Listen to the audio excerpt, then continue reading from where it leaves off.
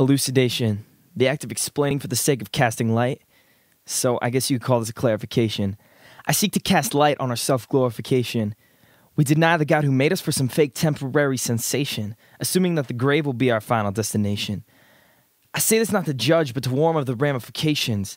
I ask that you give these words just some contemplation. You see, we gotta change our attitude about the lives we be living. Our nation glorifies porn, promiscuous sex. Hey, all actions, as long as they don't lead to prison. They say, just feel good, enjoy it while you can.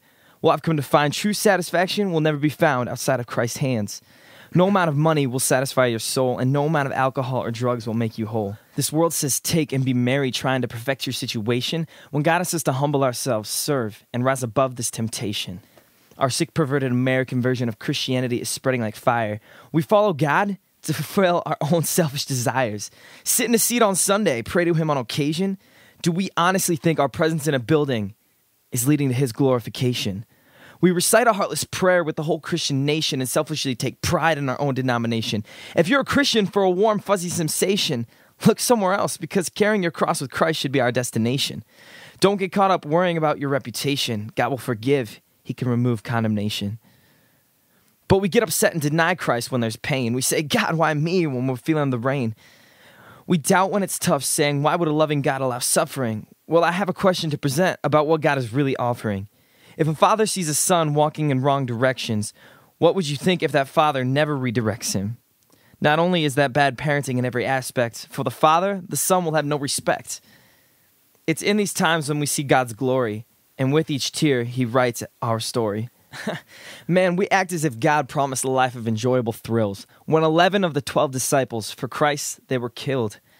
God said this world will not be easy, but endure, my son, for to me this is pleasing, and in the end we will have a reward.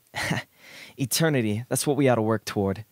I'm not trying to say this from a high horse, because if you look at my life, you'll find I'm no better than the worst.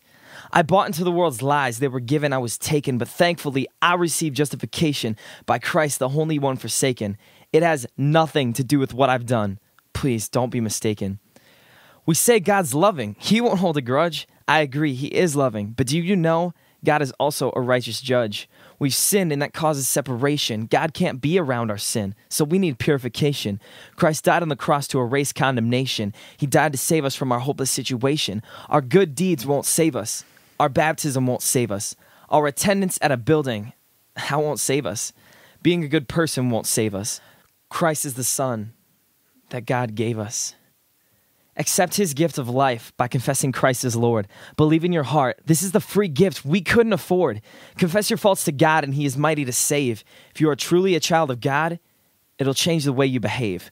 We will screw up on occasion, but God has great patience. He gave us His word to serve as elucidation.